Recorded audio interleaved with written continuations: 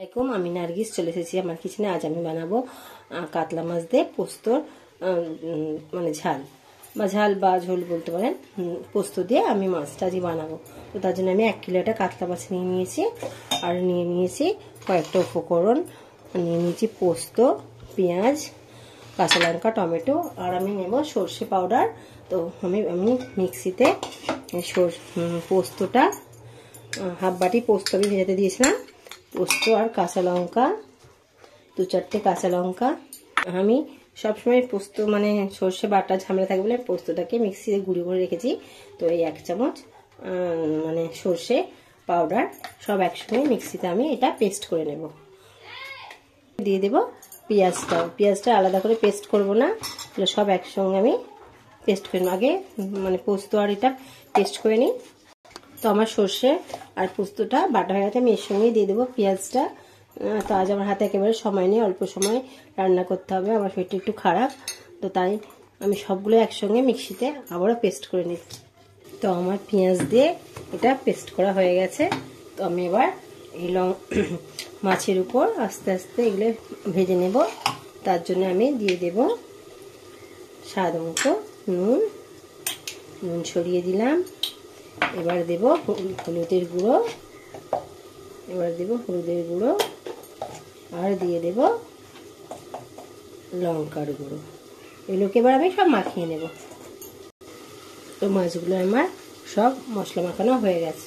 তো আমি কড়াতে তেল গরম করতে দিয়েছি, তেলটা গরম হয়ে গেছে। আমি এবার আস্তে আস্তে মাছগুলো ছেড়ে দেব।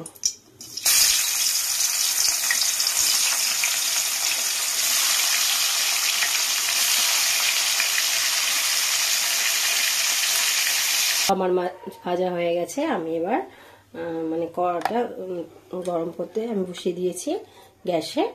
এবার আমি এতে তেল দিয়ে দেব, তেল দিয়ে একটু গরম করতে ছেড়ে দেবো। তো কড়াটা গরম হয়ে গেছে, আমি এতে 3টে কাঁচা লঙ্কা দিলাম, কারণ আগে আমি কাঁচা লঙ্কা দিয়েছি। আর দিয়ে দিলাম টমেটো কুচি দিলাম।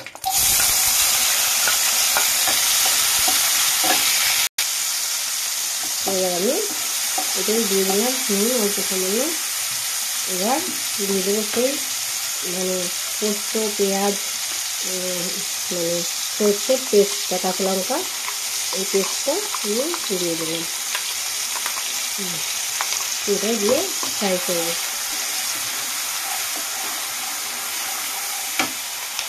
দেওয়ার জন্য কাতলা মাছ দিয়ে মানে পোস্ত করছি, তার জন্য আমি সবগুলো একসঙ্গে মানে করে নিয়েছি। পেস্ট আলাদা আলাদা করলে ভালো হতো, কিন্তু সেহেতু একই সঙ্গে করে নিয়েছি। যেহেতু সেগুলো সব মশলা একসঙ্গে দিয়ে কষতে হবে, তো আমরা আগে পেঁয়াজের সাধারণত আগে দিই, আর আমি সব একসঙ্গে দিয়ে দিয়েছি। আর মশলাটা ভালো করে কষিয়ে নিয়েছি। মানে পেঁয়াজের একটা স্মেল থাকে, মানে গন্ধ, সেই গন্ধটা যাতে না হয়, কাঁচা গন্ধ, তার জন্য ভালো করে মেয়েটা অনেকক্ষণ ধরে কষিয়ে নিলাম। এবার এর মধ্যে দিয়ে দেবো অল্প সামান্য হলুদ গুঁড়ো,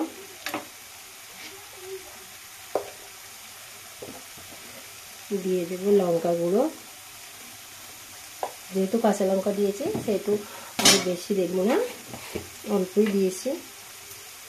আর একটু ধনে আর জিরেকে আমি কাঁচা গুঁড়ো করে রেখেছি মিক্সিতে, সেই গুঁড়ো দিয়ে আমি এটাকে এবার একটু জল দিয়ে দেবো, দিয়ে এটাকে কষাবো, ভালো করে কষিয়ে নেব। ভালো করে এটা কষিয়ে নিয়েছি। আরও মিনিট মানে আমি এর মধ্যে 1 চা চামচ নুন দিয়ে দিয়েছি, মানে আগেই নুনটা দিয়ে দিয়েছিলাম। সবগুলো আমার কষানো হয়ে গেছে। তো থেকে একটু তেল ছাড়লে আমি জল দিয়ে দেবো। তো আমার এবার মশলা কষানো, দেখুন তেল ছাড়ছে, মশলাটা পুরোপুরি কষানো হয়ে গেছে। আবার সেই মানে মিক্সি ধোয়া জলটা দিয়ে দিলাম, ওর মধ্যে দিয়ে দিচ্ছি। আপনারা তো সাধারণত পিসগুলো দিয়ে করেন, তো আমি আজকে মাছের মাথা দিয়েও করছি। তো জলটা দিয়ে দিলাম। আমার বাড়িতে তো সবাই মাছের মাথা খেতে ভীষণ পছন্দ করে, আমার বাচ্চা, আমার হাজব্যান্ড, আমার শাশুড়ি সবাই পছন্দ করে। তো বয়স হয়ে গেছে, বয়স্কদের বেশি বড় মাছের মাথা খাওয়া উচিত নয়, তো বাচ্চারাই বেশি খায়। তো আমি এবার জলটা ফুটলে মাছগুলো দিয়ে দেবো। তো জলটা ফুটে গেছে, আমি এবার মাছগুলো দিয়ে দেব।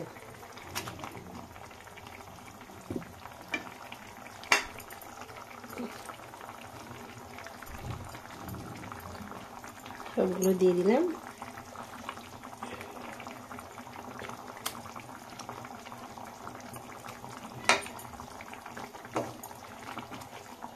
মাথাটা এতই বড় কথার জায়গায় ধরছে না।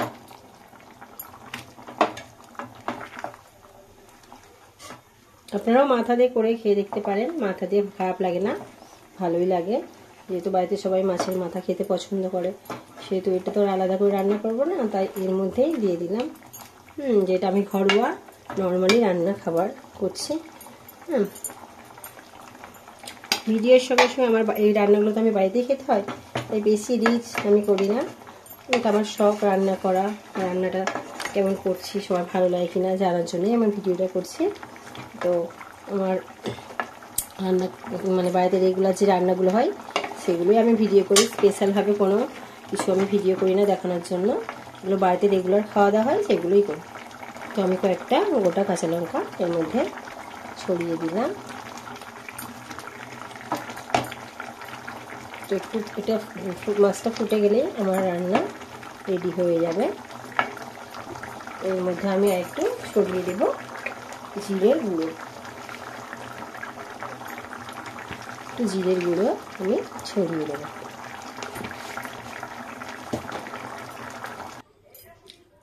তো আমার মাছের মানে পোস্ত কাতলা তো রেডি।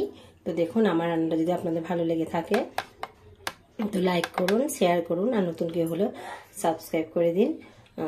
আজকের মতো এতটা, আবার নতুন কোনো রেসিপি নিয়ে আপনাদের সামনে হাজির হব। ততক্ষণ আপনারা ভালো থাকুন, সুস্থ থাকুন। খোদা হাফেজ।